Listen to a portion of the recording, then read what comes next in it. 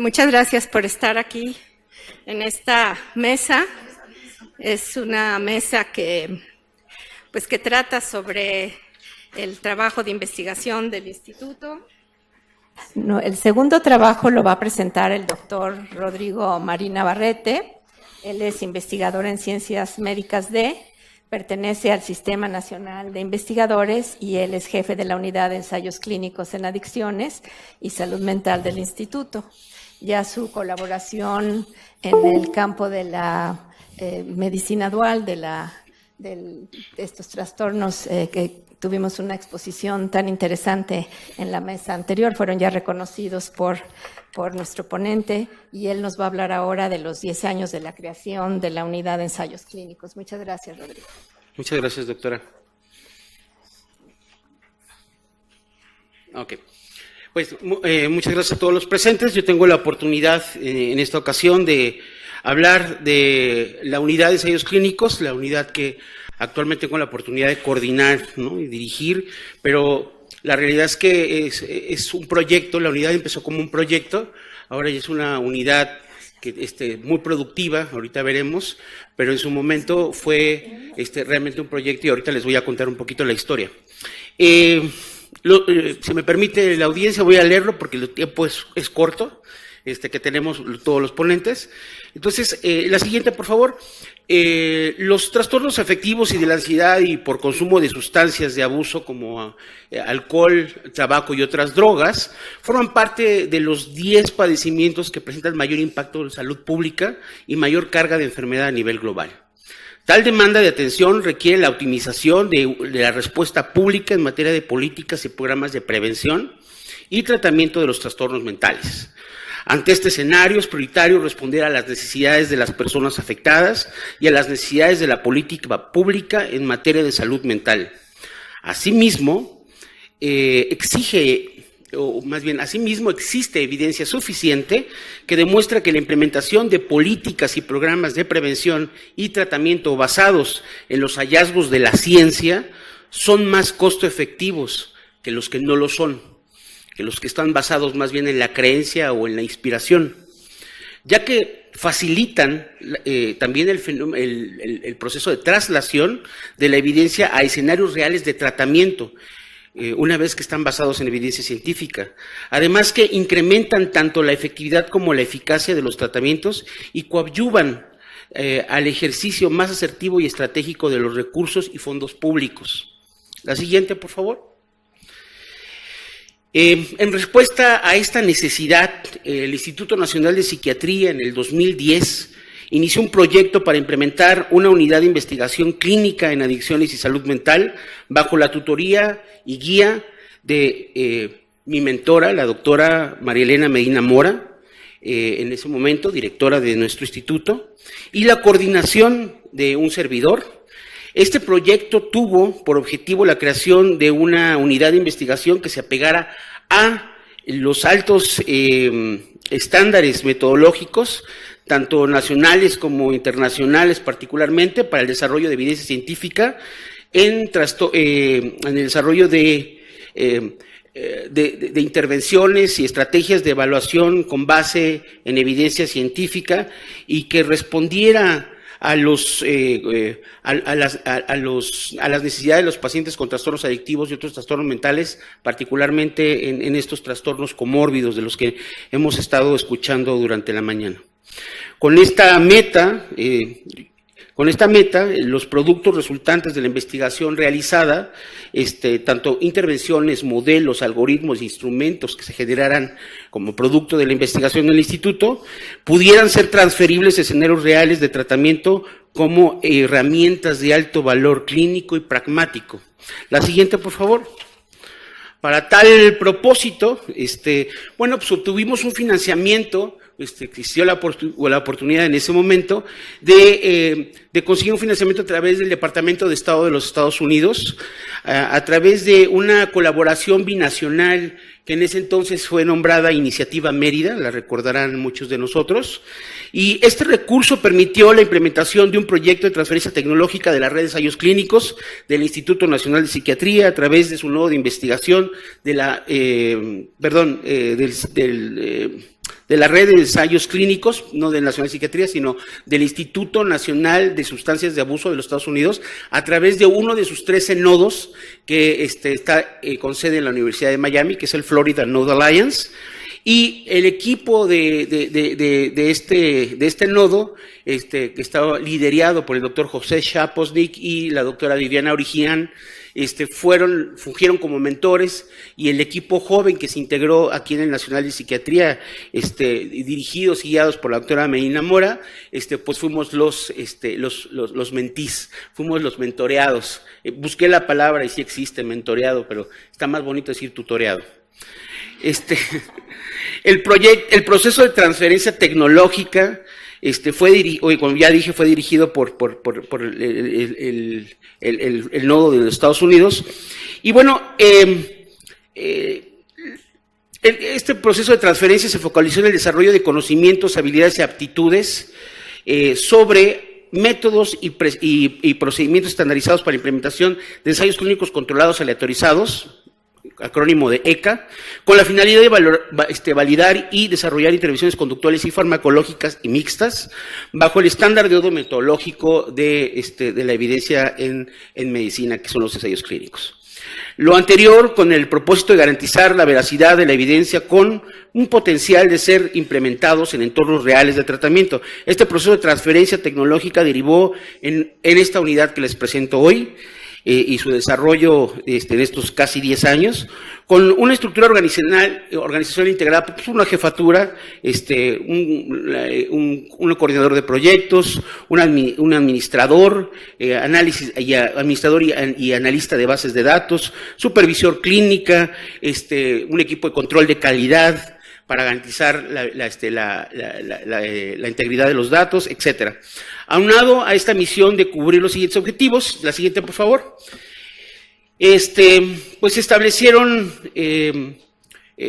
pues objetivos estratégicos, como podemos ver en la diapositiva, pues se establecieron acuerdos de colaboración interinstitucional con distintas organizaciones, tanto nacionales como internacionales del país, ¿no? Para desarrollar proyectos de investigación clínica. Se desarrollaron y validaron aplicaciones clínicas, por ejemplo, intervenciones, herramientas de evaluación, que sean relevantes. Esa era parte de las líneas estratégicas. También se buscaba que se coadyuvara en el desarrollo de competencias profesionales de la salud, del sistema público, particularmente para la implementación de proyectos de investigación clínica, para que su resultado pueda ser trasladable. Y, evidentemente, divulgar la evidencia científica para informar a tomadores de decisiones. La IOM, el Instituto de Medicina de los Estados Unidos, en el 98 publicó un informe muy interesante donde especifica, después de muchos años de investigación, que la política pública debe de ser informada para su toma de decisiones por la ciencia, y debe de ser sensible a las necesidades de la comunidad, ¿no?, afectada. Y a su vez, la investigación también tiene que estar dirigida a entender las necesidades de la población. Entonces, la ciencia es un vehículo para responder a las necesidades, a los grandes problemas nacionales, dentro de los que caben perfectamente, pues la depresión, los trastornos de la ansiedad y, evidentemente, los trastornos por consumo de sustancias y sus concurrencias o comorbilidades. La siguiente, por favor.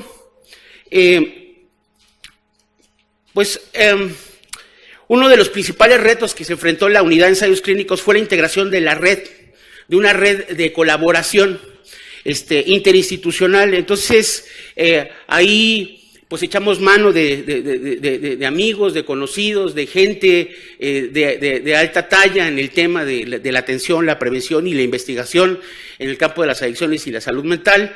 Y bueno, integramos una red que está compuesta por 60 centros aproximadamente, ya tenemos un poco más, casi 100, que son ONGs en las cuales hemos desarrollado nuestros proyectos de investigación. Particularmente nuestros proyectos son multicéntricos, nunca lo hacemos en un solo escenario. Lo más que hemos abarcado lado son 30 sites o 30 centros diferentes donde levantamos datos. Entonces eso también le da cierta fortaleza a nuestras investigaciones.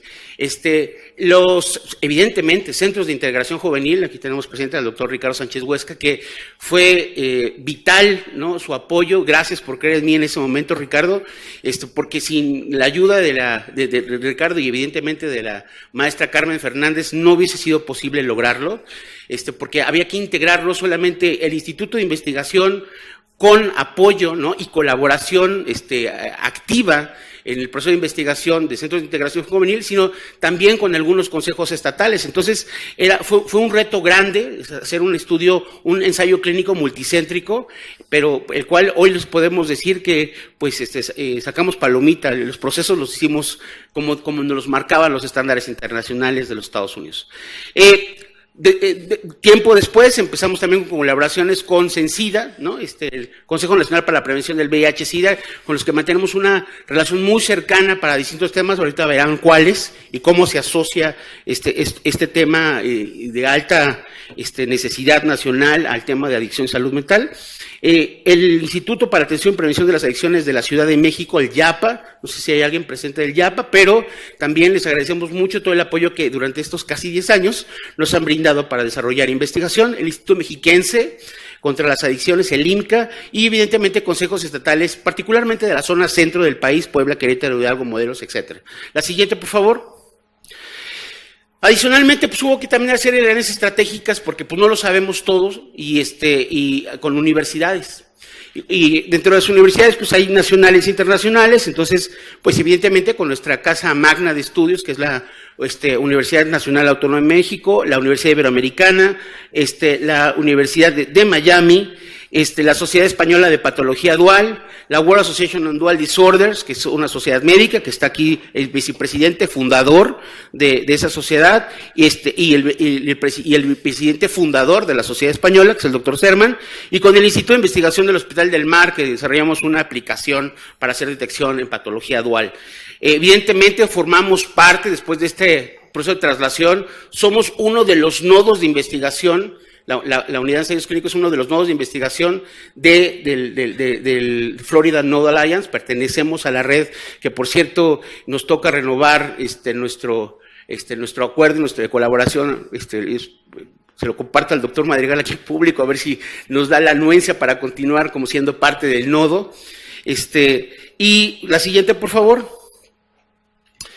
Si quisieran saber más de cómo fue el proceso, de repente un poco sangriento del proceso de aprendizaje, pues no hay un proceso que sea fácil.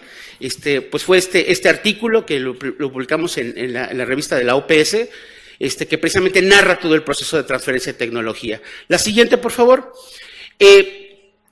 Hemos mantenido como eje principal estas líneas de acción y pues particularmente son los ensayos clínicos conductuales, ¿no? Para intervenciones farmacológicas, ¿no?, y conductuales, patología dual o trastornos concurrentes, evaluación de programas y servicios de tratamiento de salud mental y adicciones, particularmente de adicciones, hemos trabajado más, y infecciones de transmisión sexual y virus transmitidos por sangre, como sífilis, VIH, VHC, etcétera, en consumidores de sustancias de abuso en particular, y desde hace unos 4 años hemos estado trabajando con el tema de reducción del daño. Por la siguiente, por favor. Particularmente en personas que se inyectan drogas. No sé si está por ahí lo del video, por favor. Prácticamente el tiempo se me acabó, pero creo que vale más el video para que quede claro qué es lo que vivimos en aquella época.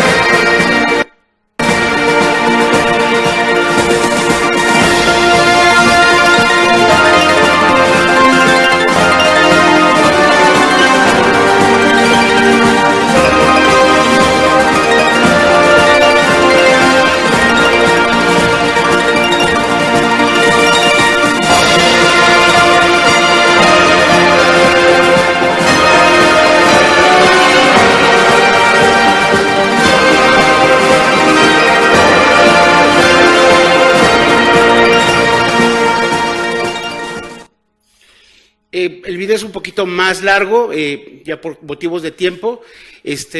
Por ahí vimos unas imágenes de un manual que yo no hice, yo no voy a colgar lo que yo no hice, pero en la misma energía y inercia del proyecto, mi compañera, la doctora Marcela Tiburcio, también hizo un proyecto durante ese periodo de tiempo con parte de los mismos fondos, y también fue un excelente ensayo clínico que incluso ha ganado premios que tiene que ver con el uso de tecnologías, ¿verdad? Y medios móviles para como una intervención de modificación conductual basado en ensayos clínicos. Entonces, como ya no tengo tiempo, rápidamente les quiero compartir qué es lo que hemos hecho. Esos son los proyectos que se derivaron y algunas de las publicaciones que se derivaron del ensayo. La siguiente, por favor.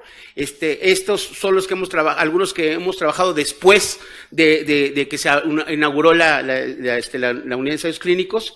Hemos trabajado ensayos clínicos, hemos trabajado con inhalables, con personas con discapacidad. Las dos diapositivas más. La siguiente, por favor. La siguiente, por favor. Y si quieren me paro con porque creo que esa es una de las cosas más interesantes. Desarrollamos una app, ¿no? Precisamente para hacer esta detección de la patología dual, y el libro que sacamos en colaboración con el doctor Néstor Serman, que me parece que, pues, bueno, en honor al invitado, pues me hubiese gustado platicar un poco más de eso. Y el último proyecto que todavía tenemos en marcha es precisamente el desarrollo de un consenso, pues ya no sé si iberoamericano, sino más bien internacional, sobre patología dual. Muchas gracias. Ya falta más una diapositiva, pero muchas gracias por su atención.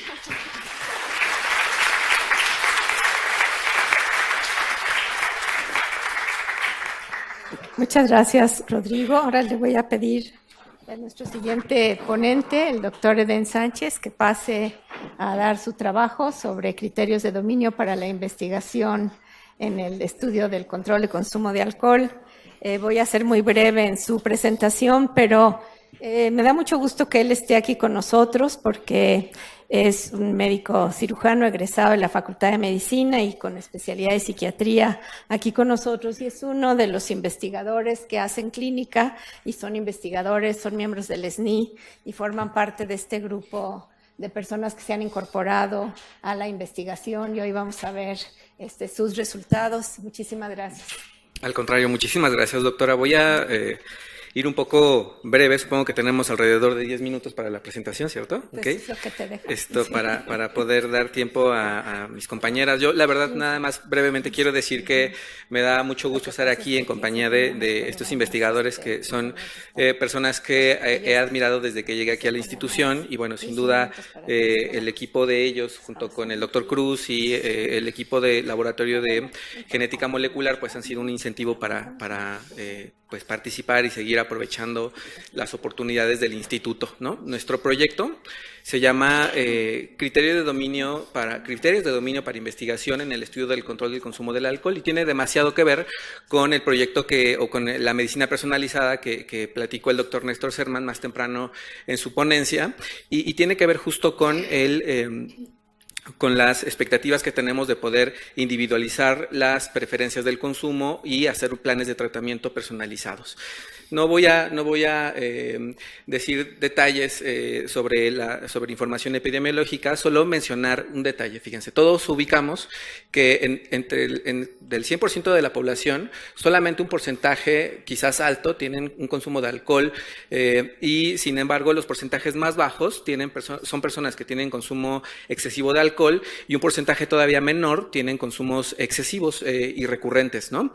¿Qué significa? Significa que deberíamos entender que debe haber algún tipo de gradiente de vulnerabilidad que hace que no todas las personas que hemos consumido alcohol tengamos problemas para controlarlo. El DSM en particular, bueno, si bien nos ha sido una herramienta de diagnóstico útil, igual que la otra categoría o la otra clasificación diagnóstica como la CIE 10 o actualmente la CIE 11, pues han sido muy útiles, por ejemplo, para remarcarnos cuáles son los criterios a partir de los cuales podemos definir a la enfermedad. En este caso, los criterios de abuso o los criterios de dependencia. Sin embargo, decir que una persona con abuso debe tener como criterios problemas interpersonales o sociales, un incumplimiento incumplimiento de actividades o problemas legales, pues es como decir que un diabético para ser diabético debería tener una diálisis peritoneal, es decir, bueno, es una diálisis para eliminar toxinas, ¿no? Es decir, de acuerdo a esto, deberíamos entender que las personas, para ser diagnosticadas con abuso en ese entonces, deberían haber tenido ya consecuencias por la enfermedad y no así como descriptores, no son criterios descriptores de la fisiopatología como tal de la enfermedad. La revisión del DSM-4 para el DSM-5 pues nos permitió también tener como una visión dimensional del trastorno debido a algunos tipos de incongruencias, ¿no? Como dice aquí, desorganización del diagnóstico.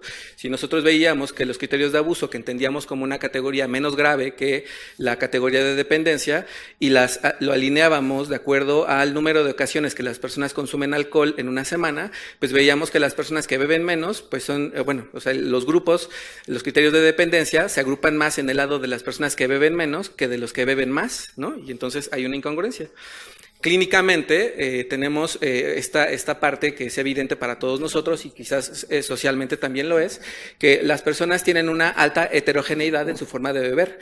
Por ejemplo, hay personas que tienen consumos tardíos, si esto fuera una línea del tiempo, van a haber personas que beben tardíamente, pero lo hacen de manera muy regulada. Pueden haber personas que empiezan a beber de manera temprana, tienen algún momento de su vida con consumo explosivo o fuerte de alcohol y eventualmente lo van remitiendo sobre el paso del tiempo.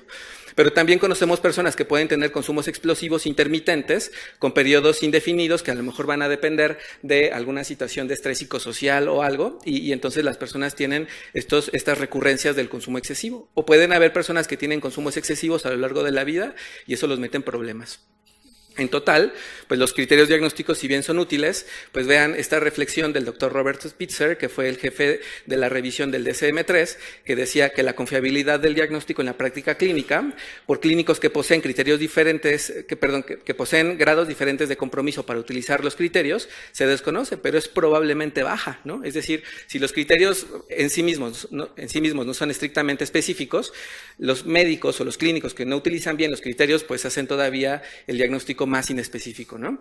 El uso de biomarcadores a lo largo de la historia pues no ha sido un recurso útil debido a que, por ejemplo, el análisis o las pruebas de detección de drogas, pues aunque tienen buenos niveles de sensibilidad y especificidad, tienen ventanas de tiempo limitadas que no permiten identificar al 100% si una persona ha consumido, pero es diferente tener el antecedente de consumo inmediato o reciente que tener un trastorno por uso de sustancias. Es decir, no son específicas para un trastorno por uso de sustancias. Algunas variantes genéticas, como las que han platicado anteriormente en las ponencias previas, pues también pueden tener efectos muy pequeños o que van a ser raras en algunas poblaciones y eso, por supuesto, va a impedir que puedan ser criterios generalizables. Y pues las imágenes cerebrales también son una limitación porque siempre hay resultados quizás contradictorios. Entonces, lo que mencionaba el doctor Serman más temprano en su presentación era que en vez de preguntarnos por la negatividad del efecto de las drogas por sí mismas, tendríamos que preguntarnos por la vulnerabilidad de las personas a tener un trastorno por uso de sustancias. Y entonces, algunos modelos psicobiológicos que han intentado describir a los alcohólicos tipo 1, tipo 2, dependiendo de la edad de inicio del consumo, de la frecuencia de consumo, o si son alcohólicos alfa, delta, beta, gamma y epsilon, tampoco han sido del todo claros. Y los modelos más psicosociales, no psicobiológicos, más recientes, pues nos han entregado algunos reportes sobre cuáles son las características socioeconómicas que permiten tener una transición entre el uso ocasional y el uso excesivo de la bebida, o bueno, de consumo de sustancias. Entonces, pero son variables psicosociales, más no neurobiológicas, ¿no? En todo caso, nosotros creemos que el estudio del control podría ser una variable importante porque debemos entender que si una persona tiene, desde el inicio del consumo del alcohol o de las sustancias, tienen un problema para controlar, eventualmente, pasado el tiempo suficiente, las personas desarrollarán los trastornos por uso de sustancias. Sin embargo, por ejemplo, para nosotros en la clínica, tendríamos que preguntarnos, ¿tener control es una variable dicotómica o continua? Las personas que tienen problemas no tienen control del consumo o todos en algún momento de nuestras vidas hemos tenido episodios de consumo excesivo de alcohol, pero al mismo tiempo van a haber otros periodos en los que podemos tener un descontrol, pero también vamos a tener control de la bebida dependiendo de muchos factores alrededor del consumo. Esta característica de deterioro del control solamente está presente en los alcohólicos o todos en la vida. A ver, no quiero que levanten la mano, como preguntaba el doctor Serman más temprano en su presentación, pero no quiero que levanten la mano, pero tratemos de recordar quiénes han tenido episodios de consumo excesivo de alcohol y no les ha representado mayor problema, excepto pues la recuperación metabólica.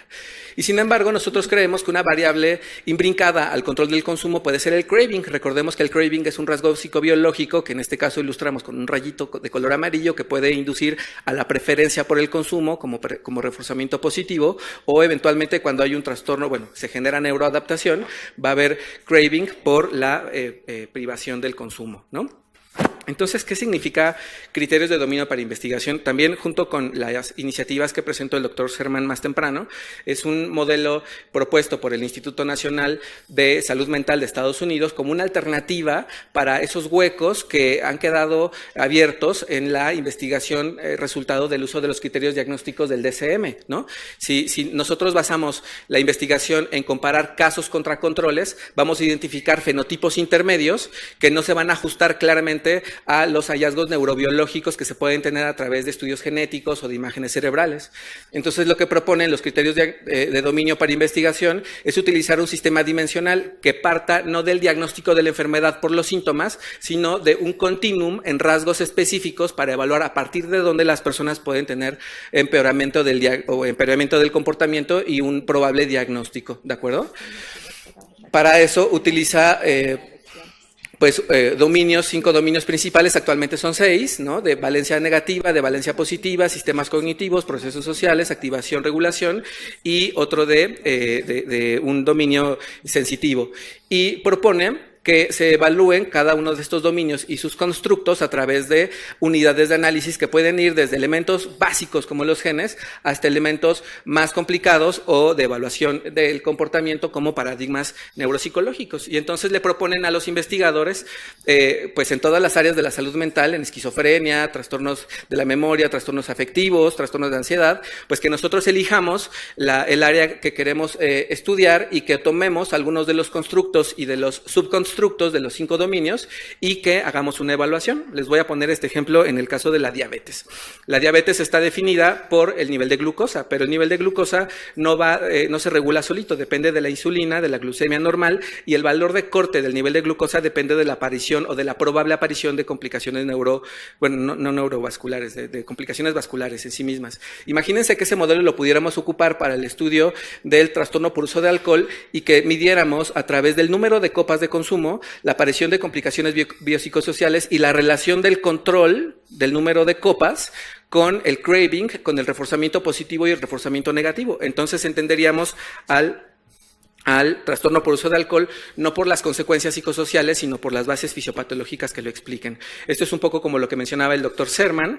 Me voy a brincar porque ya decíamos hace un momento, él mencionaba sobre esta heterogeneidad y cómo, dependiendo de las bases, se pueden clasificar a los sujetos y darles tratamientos individualizados para proponer, para recordar estas propuestas sobre los criterios de uso de alcohol. Aquí me voy a brincar un poquito por cuestiones de tiempo. Solamente recordar, mencionar que los objetivos de nuestro proyecto es identificar, de acuerdo a un modelo dimensional, que es el modelo, la base de los criterios de dominio para investigación, si podemos identificar heterogeneidad en una población clínica de acuerdo a variables psicosociales y al nivel de craving, a la gravedad del consumo y a la percepción del control. La idea es que en una población clínica, porque nos dedicamos a la clínica y aquí llegan personas con problemas graves de consumo de alcohol, podemos identificar subgrupos o subclases de personas más afectadas. En este caso, por ejemplo, utilizamos un modelo de clases latentes que me voy a brincar un poquito. Ocupamos estas escalas para la evaluación, escala del control la escala de consumo obsesivo compulsivo del alcohol, que es la escala que nos permite evaluar el craving, la escala de dependencia al alcohol que nos permite evaluar la gravedad del consumo, los criterios de deterioro de control y la escala de control deficiente. Lo que hicimos fue un análisis de clases latentes. Este análisis lo que nos permite identificar es, por ejemplo, cuando las personas se agrupan, se evalúa como grupo total de acuerdo a su perfil de respuesta en los criterios de deterioro de control, se reorganizan de acuerdo a los perfiles de respuesta y entonces se evalúan variables que se llaman variables distales o variables de desenlace como el craving o la percepción del control, ¿de acuerdo? Y los resultados son muy sencillos. Se hicieron pruebas de clases latentes para ver cuál era el mejor modelo. Elegimos el modelo de 3 clases porque tenía el mejor ajuste estadístico. Y la muestra total fue de 208 sujetos. Cada grupo quedó conformado por 47 sujetos, 97, 64. Este es el porcentaje de sujetos de la muestra total. Y aquí, bueno, que es importante decir que las variables psicosociales no tuvieron diferencias estadísticamente significativas. Entonces, los 3 grupos para características sociodemográficas eran homogéneos. Sin embargo, la parte interesantísima de este proyecto es que cuando evaluamos el craving con la escala de consumo obsesivo-compulsivo del alcohol, vimos que, por ejemplo, los sujetos del grupo 1 tenían menor intensidad del craving. Esta es un promedio del puntaje. Los puntajes van de 0 a 8 puntos y entonces aquí podemos ver cómo los sujetos del grupo 1, para los pensamientos, sentimientos y la intención de beber, que son las variables del craving, tienen menores puntajes, tienen puntajes intermedios en la clase 2 y en la clase 3 tienen puntajes muy altos con diferencias estadísticas entre ellos. Al mismo tiempo, cuando evaluamos la severidad de la dependencia al alcohol, vimos que el grupo 1 tenía un puntaje de 13. Recordemos que para esta escala el punto de corte para evaluar la dependencia es 8, ¿no? Entonces, en teoría, pues toda la muestra son consumidores fuertes y pues todos son dependientes, si lo viéramos categóricamente, pero este análisis de clases latentes nos permitió observar cómo las personas tenían o tuvieron en el grupo 1, perdón, no señala aquí, aquí está. En el grupo 1 tuvieron puntajes promedio de 13, en el grupo 2 de 23 y en el grupo 3 de 32. Parecería entonces que aunque inicialmente es un grupo homogéneo, hay diferencias en la severidad de la dependencia al alcohol entre ellos, ¿no?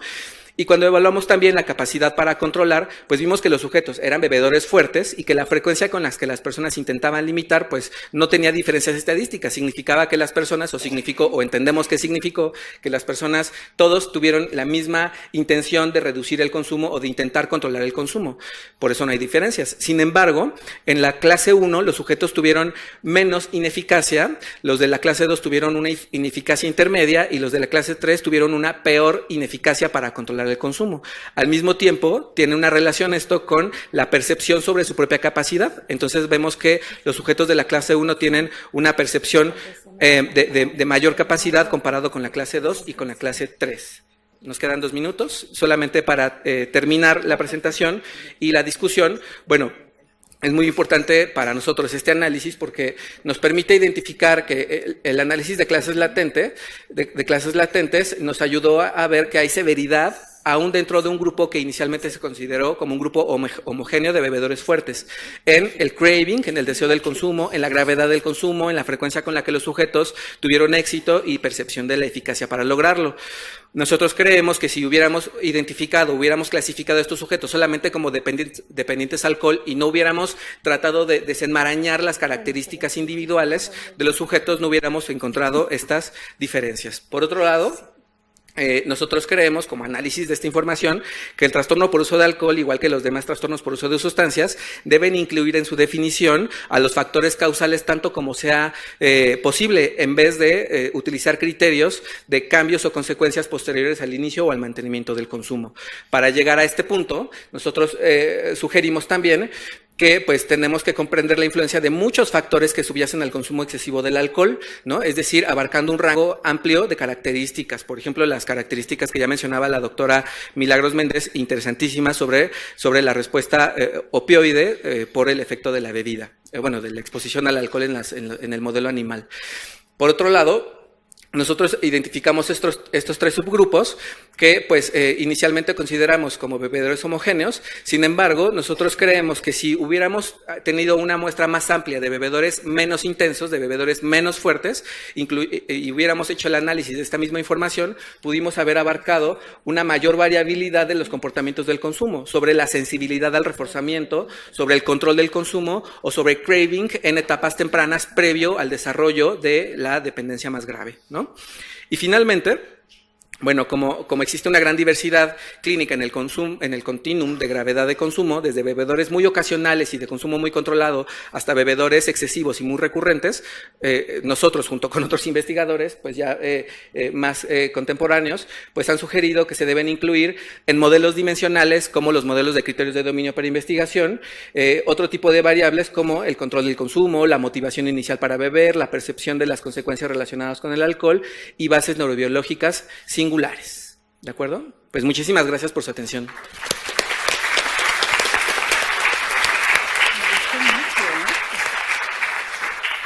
Muchísimas gracias por este trabajo tan interesante y que abre pues perspectivas del avance en el conocimiento y también en la aplicación en la clínica. Así que muchas gracias por tu excelente trabajo. Ahora le voy a pedir a la doctora Nayeli Páez que nos haga la presentación de su trabajo, Ambientes enriquecidos y sustancias. También me da muchísimo gusto tenerla aquí con nosotros porque ella viene a presentar pues un proyecto que habla de un cambio en la percepción que teníamos sobre muchos aspectos del impacto del abuso de sustancias. Ella tiene una licenciatura, es químico-farmacobióloga por la UNAM, por la UAM Xochimilco, perdón, una maestría en farmacología por el CINVESTAB y un doctorado en neurofarmacología y terapéutica experimental también por el CINVESTAB. Y realizó su postdoctorado en el área de adicciones de la Universidad Wake Forest en Carolina del Norte. Y pues actualmente trabaja en este laboratorio en la división de investigaciones en neurociencias. Y muchas gracias por estar con nosotros y por este interesantísimo trabajo que nos vas a presentar. Sí, muchísimas gracias, doctora, y en particular a los organizadores del evento por haberme invitado a participar en este simposio tan interesante.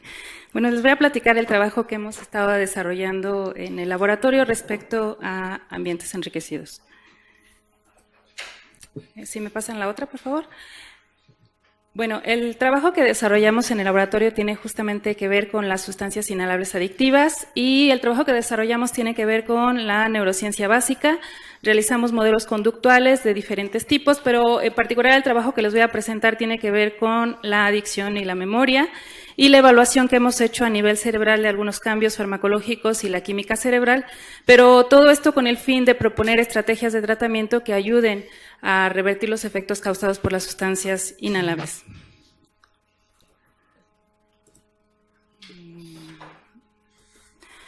Las sustancias inhalables pues son de diferentes tipos. Aquí les muestro una diapositiva de aquellas sustancias que se utilizan de manera más común en México. No significa que estos productos hayan sido creados con el propósito de que la gente se intoxicara, sin embargo la gente los utiliza de manera inadecuada para alterarle el estado de ánimo y la conciencia. Lo que tienen en común estos productos es que contienen un compuesto químico en altas proporciones que se llama tolueno. Entonces, por eso en el laboratorio nos hemos enfocado en el estudio de esta molécula. Y los efectos producidos por los inhalables pues son muy diversos. Entre ellos podemos mencionar tan solo a nivel del sistema nervioso central que se produce el consumo crónico, pérdida de memoria, puede presentarse ansiedad, depresión, alucinaciones. El consumo crónico puede llevar a adicción, justamente en relación al tema de la ponencia anterior que tenía que ver con patología dual. A nivel también del sistema nervioso central se ha visto que se produce muerte neuronal e incluso ensanchamiento de los ventrículos cerebrales. Y bueno, a pesar de todos los efectos que presentan estas sustancias inhalables, las propuestas o las estrategias para revertir los efectos producidos por estas sustancias pues son muy limitados. Entonces, en el laboratorio pues hemos trabajado con este modelo que les presento que se llama enriquecimiento ambiental. Entonces, ¿este modelo en qué consiste? Bueno, tiene varias características. Consiste en que nosotros alojamos a los animales de investigación en espacios de mayor tamaño de los que normalmente se colocan y tienen diferente tipo de estimulaciones. Por un lado, la estimulación social que se consigue porque los animales están alojados en grupo.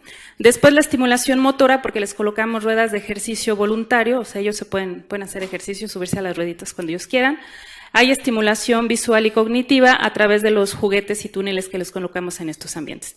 ¿Por qué nos llamó la atención este tipo de aproximación terapéutica? Bueno, ya se había estudiado previamente para el tratamiento de otras patologías.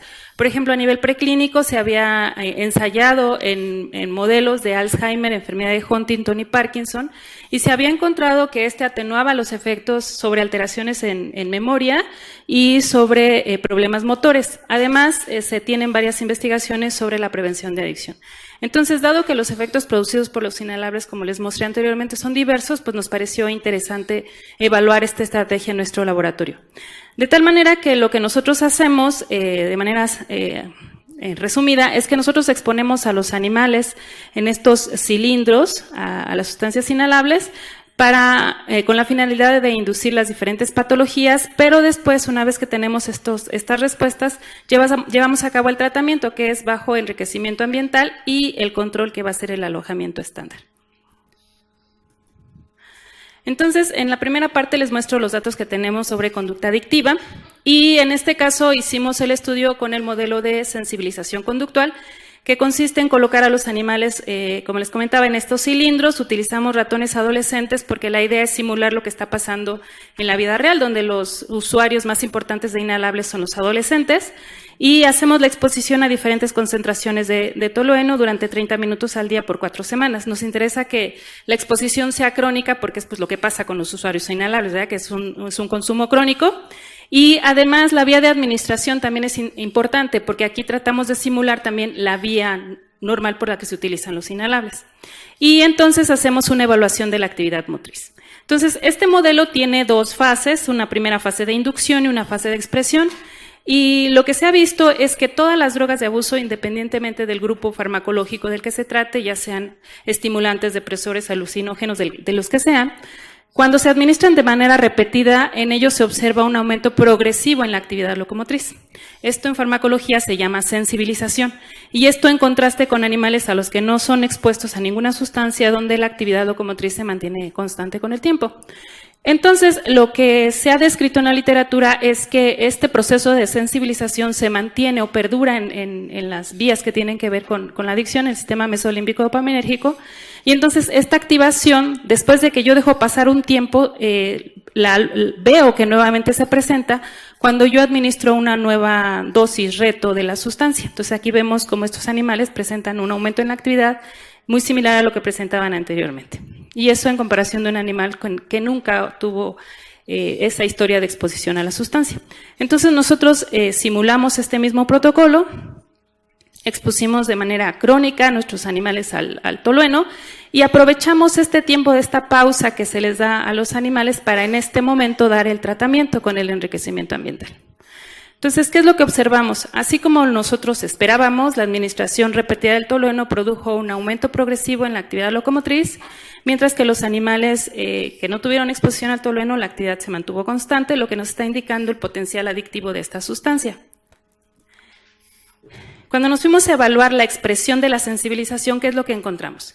Si los animales tuvieron una historia de exposición a tolueno, los alojo en condiciones estándar durante un mes, sin que hayan tenido el inhalable, pero después yo les pongo una sola dosis de tolueno, vemos que ese aumento en la actividad se mantiene. Es lo que ya habíamos visto, que está ampliamente reportado en la literatura. Pero si yo a los animales que tuvieron esta exposición crónica a tolueno les doy enriquecimiento ambiental, esta actividad locomotriz se atenúa. Entonces, esto me está indicando que sí, el enriquecimiento ambiental podría ser un potencial terapéutico para revertir estos efectos sobre adicción. Nos fuimos posteriormente a evaluar cuáles mecanismos podrían estar implicados en esta respuesta y evaluamos en primera instancia los receptores dopaminérgicos D1. Esto lo hicimos con estudios de autorradiografía. Entonces, lo que encontramos, analizando diferentes áreas cerebrales, es que la administración crónica de tolueno produce una reducción en los receptores a dopamina D1, que fue estadísticamente significativo en corteza prefrontal, aunque en las otras áreas también se encontró una reducción. Y lo que pasó después con los tratamientos es que si los animales tuvieron exposición a tolueno y después alojamiento estándar, esa reducción en los receptores se mantiene. Es algo que hemos encontrado sistemáticamente tanto en la conducta como si nosotros hacemos evaluaciones neuroquímicas, las alteraciones se mantienen. El solo hecho de dejar de exponer a los animales a la sustancia no revierte los efectos. Sin embargo, cuando nosotros les pusimos enriquecimiento ambiental a estos animales que tuvieron tolueno, vemos que hay un aumento en los niveles de receptores. Entonces pensamos que eso quizás signifique un intento de compensación del sistema nervioso por esos niveles bajos que ya se habían obtenido con la exposición crónica a tolueno. Entonces lo que nos está indicando es que sí, el tolueno produce un potencial adictivo, que sí puede ser atenuado con el enriquecimiento y que los receptores a dopamina D1 pudieran estar implicados en esa respuesta. Ahora, una pregunta que es pues común para hacernos es ¿qué componentes del enriquecimiento ambiental realmente son los importantes en las respuestas que estamos observando? Y entonces lo que nosotros encontramos fue, bueno, hicimos unos experimentos donde dividimos los componentes, aquí les pongo estimulación cognitiva, que es todo el enriquecimiento sin las rueditas, otro que es solo el ejercicio y otro que es el enriquecimiento ambiental pero en aislamiento y tenemos los controles negativo y positivo. Y lo que encontramos está aquí, los vamos a ver despacito. Tenemos que los animales que tuvieron aire y tuvieron los diferentes tipos de alojamiento muestran más o menos el mismo efecto. Aquí es lo que ya sabíamos, el alojamiento estándar aumenta la actividad motriz, se atenúa el efecto con el enriquecimiento completo y después vemos que la estimulación cognitiva sí se reduce, la actividad locomotriz sí se reduce con los otros elementos, pero no alcanza los niveles del enriquecimiento ambiental completo. Si lo hacemos en porcentaje, vemos que justamente el ejercicio es el que tiene mayor efecto, pero no tan importante como el enriquecimiento completo. Lo que le llamamos estimulación cognitiva sí tiene efecto, pero alrededor del 50%.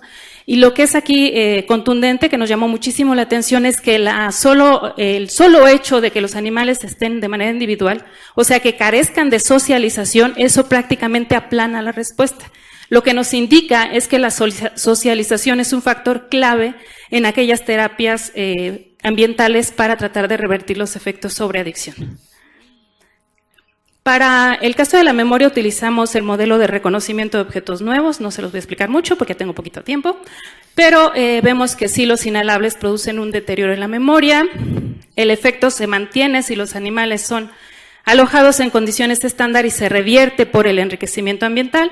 Quisimos ver si el estrés oxidativo pudiera ser un mecanismo neuroquímico implicado en estos efectos. Hicimos la evaluación de varias moléculas, aquí solo les presento algunas. Vemos que el tolueno sí aumenta las especies reactivas de oxígeno, se mantienen los niveles altos cuando el alojamiento estándar se les da a los animales, sin embargo, esos niveles se reducen por el enriquecimiento ambiental. Una molécula o defensa antioxidante se reduce por la exposición a tolueno, pero esta aumenta con el enriquecimiento ambiental. Entonces, lo que nos está diciendo es que la modulación a través de estrés oxidativo parece también jugar un papel importante en la regulación de la memoria. De igual manera, nos fuimos a evaluar los componentes del enriquecimiento ambiental. Estos son los resultados. Los vamos a ir viendo poco a poco. Tenemos los animales expuestos a aire y con los diferentes elementos del enriquecimiento ambiental, pues más o menos tienen el mismo porcentaje de reconocimiento, son igual de listos. Tenemos el alojamiento estándar, cómo se mantiene ese deterioro en la memoria y que se revierte con el enriquecimiento ambiental completo. Y después con los elementos vemos que sí hay cierta recuperación con algunos de ellos, sobre todo el ejercicio, pero no alcanzan los niveles del enriquecimiento completo. Esto visto en porcentaje quiere decir que el ejercicio alcanzó un 65.5% de efecto, la estimulación cognitiva no fue tan importante y en este caso el aislamiento no fue un factor determinante en la respuesta. Entonces, como conclusión, tenemos de lo que les he presentado que el enriquecimiento ambiental sí tiene la capacidad de revertir algunas de las alteraciones producidas por la administración crónica de tolueno. Esto es bien importante, la sola abstinencia no es suficiente para revertir los efectos debidos a la exposición crónica de estos inhalables. El tratamiento sí modula procesos farmacológicos, como les presenté con los receptores D1, y también para el caso del estrés oxidativo. Sin duda, el ejercicio es un elemento muy importante para revertir los efectos producidos por los inhalables, pero no alcanza los niveles del enriquecimiento ambiental completo. La socialización es un factor clave si queremos proponerlo para revertir los efectos sobre adicción inducidos por el tolueno. Y pues con todo esto proponemos que el enriquecimiento ambiental puede ser una alternativa terapéutica que coadyuve, que se sume en el tratamiento de pacientes dependientes e inhalables. Si esto hacemos una transferencia, traspolación, querría decir que la propuesta es proponer o dar o ofrecer a los pacientes estimulación cognitiva, estimulación por ejercicio y estimulación por redes sociales, pero de las verdaderas, ¿verdad? No de los teléfonos, de las reales, para tratar de revertir los efectos producidos por estas sustancias. Y bueno, finalmente agradecer al Instituto Nacional de Psiquiatría, ahí me cansé, al Instituto Politécnico Nacional, a la Fundación Miguel Alemán por su apoyo para la realización de este trabajo, a mis colaboradores, por supuesto, al doctor Pellicera, a la doctora Eva González Trujano del Instituto, al doctor Sergio Montes del Instituto de Neurología, al doctor Roberto Mercadillo de la UAM Iztapalapa, al valiosísimo apoyo de mi ayudante de investigación, Beatriz Cruz, y también a mis estudiantes entusiastas, inteligentes y que siempre nos ponen nuevos retos para investigar, a Laín Oros, Ricardo Mosco, Eduardo Arreola, Jepsi G, Rocío del Carmen Solís Guillén, y a ustedes por su atención. Muchas gracias.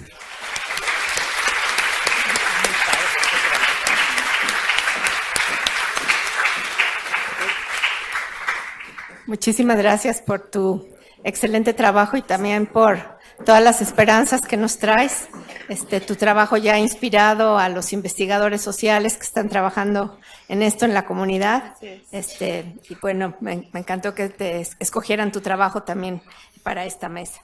Y finalmente, la doctora Clara Fleis nos va a presentar el trabajo Encuestas Nacionales de Consumo de Drogas y sus implicaciones en la prevención y políticas públicas.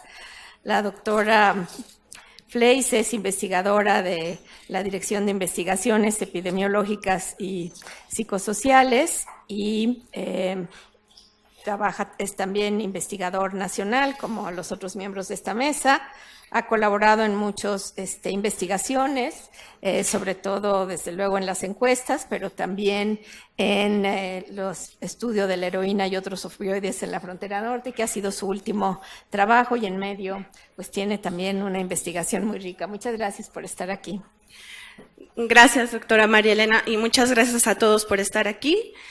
Bueno, yo les voy a hablar de cuál es el trabajo que hemos realizado con las encuestas nacionales en población general, y voy a dar algunos datos también de las encuestas en estudiantes, y para completar algunos pequeños datos sobre lo que hemos estado haciendo en la frontera, específicamente con el consumo de heroína, porque me parece que la combinación de todos estos estudios nos dan una radiografía importante de cómo desde otra parte de la investigación, que es la parte epidemiológica, cualitativa, nos acercamos a las poblaciones para responder varias preguntas. ¿Cuál es el consumo? ¿Cuál es la extensión y la dimensión del consumo de distintas drogas? ¿Quiénes son los grupos poblacionales que más consumen o más están siendo afectados por este consumo de alguna de ellas? Y también nos pone retos para las políticas públicas. Entonces nos ofrecen en general un diagnóstico, todos estos estudios y aproximaciones al uso de drogas en población general, en población estudiantil y en poblaciones muy, muy específicas, que son las que llamamos poblaciones ocultas, que ya no captamos ni en sus hogares, ni en sus casas, ni en los espacios de trabajo, por el tipo de sustancia que están consumiendo. Les voy a pedir si ustedes me podrían ayudar a pasarlas. Por favor, la siguiente. Bueno, pues trataré también de ser muy breve porque creo que me quedan 5 minutos, creo, ¿verdad? Bueno, entonces, estas encuestas nos ayudan a identificar prevalencias alguna vez en la vida, en el último año, en el último mes. Son los indicadores básicos que siempre empleamos, pero también nos ayudan a identificar otro tipo de determinantes, como son determinantes de la salud, determinantes sociales, determinantes sociodemográficos que nos pueden estar explicando este consumo. La primera encuesta se realizó en 1972 con el fundador de nuestro querido instituto, el doctor Ramón de la Fuente, y bueno, con el acompañamiento de la doctora Medina Mora y de muchos otros investigadores que en aquellos momentos tuvieron grandes retos por por responder, como es consolidar una metodología para llevar a cabo estos estudios. Pues son estudios muy complejos, son estudios aleatorios, polietápicos, que requieren una estrictos estándares metodológicos para realmente seleccionar a la persona que tenemos en muestra y que estos datos puedan ser representativos o extrapolados para la población. No se contaba en aquel momento con un marco muestral, y también la otra situación era construir los indicadores precisos que nos pudieran dar las comparaciones internacionales para ubicar cuál es nuestro consumo. Es entonces que en 1972 se realiza la primera encuesta, en 1976 se suman otro tipo de indicadores para medir alcohol y tabaco, pero como les comentaba, a la par también se empiezan a desarrollar los primeros métodos para llegar a estas poblaciones ocultas y aproximarnos a ellos desde otras visiones de las ciencias sociales, como es la antropología. La siguiente, por favor. Bueno, tenemos 7 encuestas nacionales, algunas también hechas en distintas ciudades, en hogares, y también tenemos 2 encuestas nacionales en estudiantes, la de 1991 y más recientemente en 2014. La siguiente, por favor. Bueno, estas encuestas en hogares sabemos que abordan muestras muy grandes para poder dar datos de la población general. Y vemos en rojo, ustedes pueden ver los tamaños de muestra. Y bueno, voy a hablar de la última. Por ejemplo, entrevistamos a 56,877 personas en sus hogares. Hablamos de población de 12 a 65 años de edad, en donde han participado distintas instituciones, además del Instituto, el Instituto Nacional de Salud Pública, desde la encuesta de 2008, la Dirección General de Epidemiología, y bueno, gracias al apoyo de CONADIC y de distintas instituciones como Centros de Integración Juvenil, que siempre hemos sido aliados en el trabajo que hacemos epidemiológico y de prevención también. La siguiente, por favor. Voy a dar datos muy específicos. Ustedes pueden consultar todos estos resultados en las páginas que tenemos en la unidad de análisis de encuestas, pero digamos, para dar un panorama general de qué nos dicen específicamente estas encuestas, pues vemos justo que el consumo de alcohol sigue siendo nuestro principal problema y reto importante para la política pública. La siguiente, por favor. Si vemos, como lo mencionaba el doctor, tenemos patrones de consumo que se caracterizan por la cantidad y la frecuencia con la que la gente bebe alcohol, y vemos en las últimas barras que tienen en los porcentajes del total cómo el consumo excesivo de alcohol pues tuvo un incremento significativo que pasó del 12 al casi 20% en la población total. ¿Qué es consumir de manera excesiva? Para el caso de los hombres, tomar 5 o más copas, y para el caso de las mujeres 4 o más por ocasión de consumo. Y lo mismo vemos para el consumo consuetudinario, también tuvo un incremento importante. Y si vemos el consumo diario, sabemos que es una práctica poco común entre nosotros, pero sí, como mencionaba el doctor, tenemos estos consumos explosivos, ¿no? De fines de semana, de grandes cantidades, y bueno, eso es lo que conduce a distintos riesgos. Para las demás vemos la diferencia entre hombres y mujeres. Pues un dato que llama la atención es, si ustedes pueden ver, en las mujeres el consumo excesivo pues creció significativamente, ¿no? Del 4 al 10%, y en los hombres también tenemos un incremento, ellos consumen más, pero sí vemos este incremento más marcado en las mujeres. Cuando vemos la población adolescente, fíjense en la primera gráfica, en los totales, pues todos los patrones de consumo que les he descrito tuvieron incrementos, ¿no? Lo importante por mostrarles es, nuevamente, en el caso de las mujeres, prácticamente el consumo excesivo se incrementó 3 veces, un poco más de 3 veces, o sea, del 2.2 pasó al 7.7%, ¿no? Entonces, es un dato que nos debe llamar la atención y que parece que ha sido sistemático en las últimas encuestas, la incorporación cada vez más de las mujeres en estas formas de consumo que en un momento determinado pueden representar un riesgo para la salud. La siguiente, por favor.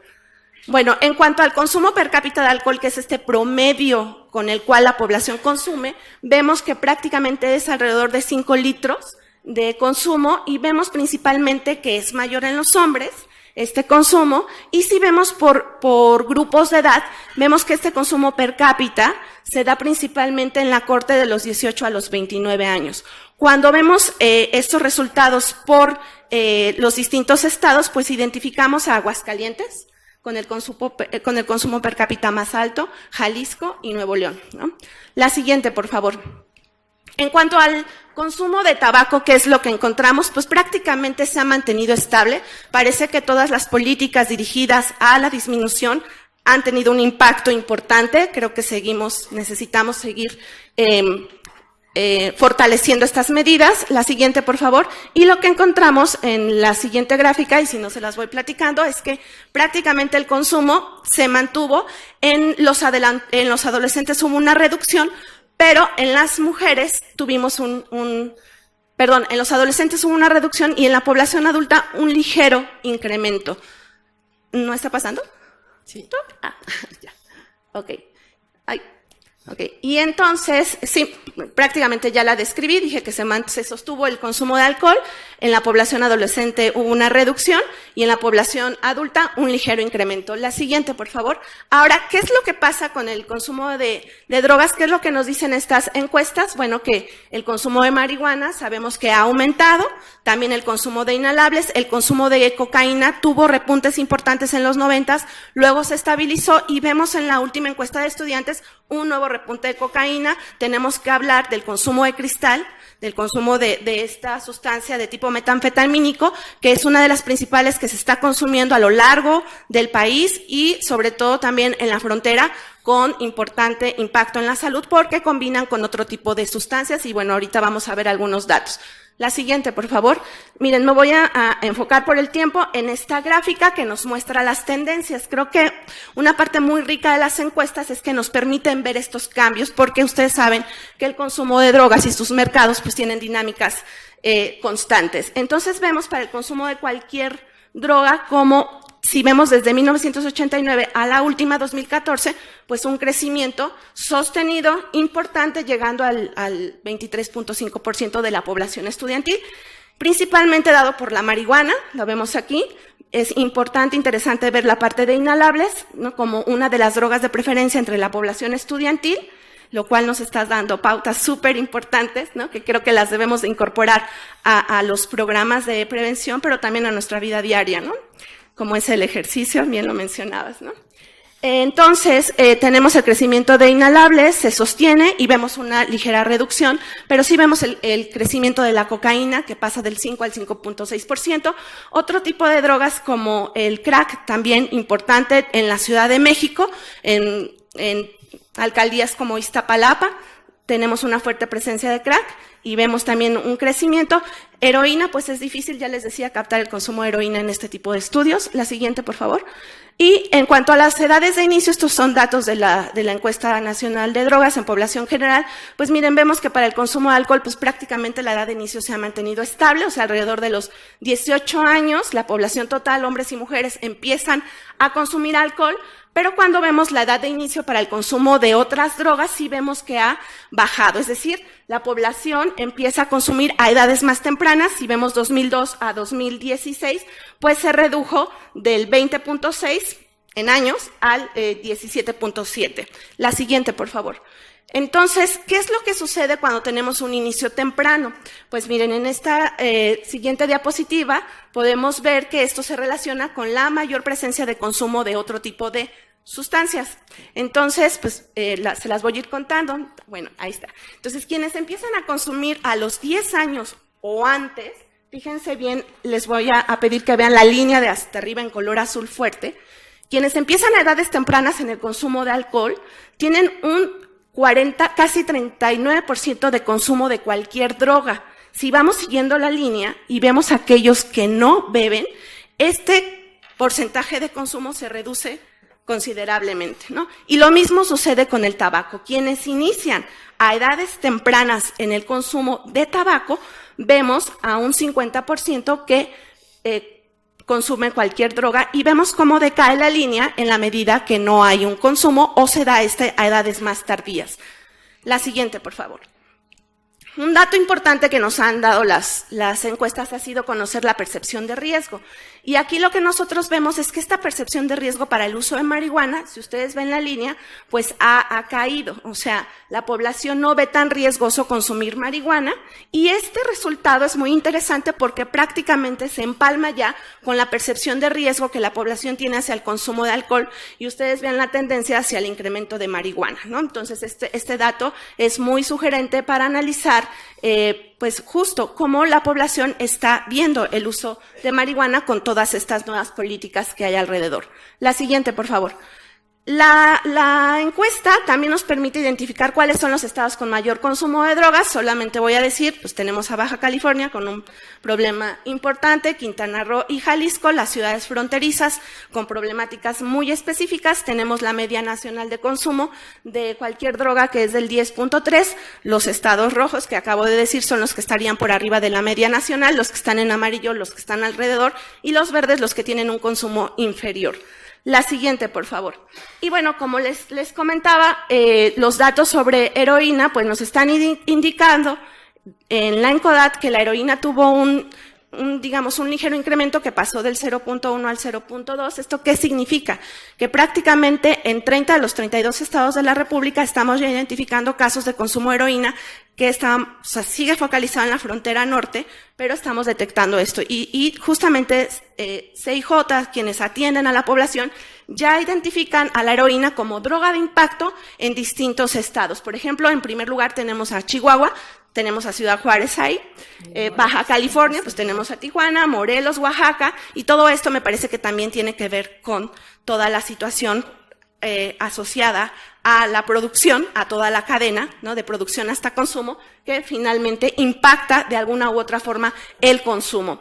Y como les decía, también es importante ver que como en las encuestas no captamos a estos usuarios, porque generalmente son usuarios donde la vía de administración es inyectable, sobre todo en la frontera, también puede ser fumada la heroína. Entonces llegamos a estas poblaciones con otro tipo de evaluaciones rápidas, como lo llamamos, para identificar cómo son sus patrones de consumo. Y lo que hemos encontrado sobre la heroína en ciudades fronterizas es que estas poblaciones consumen diario, 5 veces o más al día, y la principal vía de administración es la inyectada, con los riesgos a la salud que implican pues la sobredosis, las prácticas de riesgo, los resultados en VIH y hepatitis C, y deterioro en la salud física y la salud mental, y de ahí que consideramos importante incluir otras políticas de atención basadas justo en la reducción de daños para atender a estas poblaciones ocultas. La siguiente, por favor. Y bueno, ¿qué pasa con el tratamiento? Pues creo que sí, vemos un consumo cada vez más extendido, pero con una brecha todavía de tratamiento importante, a pesar de todos los esfuerzos que ya se han hecho para hacer llegar el tratamiento a las personas. Y lo que vemos es que solo 1 de cada 5 personas con dependencia ha asistido a tratamiento. La siguiente, por favor. Vemos aquí en drogas, y un dato que nos llama siempre la atención es que si bien las mujeres tienen consumos menores, pues también es importante ver que llegan menos a tratamiento, ¿no? Entonces, para cualquier droga y también para alcohol, lo cual nos estaría hablando de que algo importante necesitamos hacer para que las mujeres puedan tener menos barreras de acceso a tratamiento, porque finalmente toda la parte social de construirse a ellas mismas como mujeres y como las ve la sociedad finalmente son pesos importantes en la historia de sus consumos y también en la trayectoria o carrera hacia la búsqueda de servicios.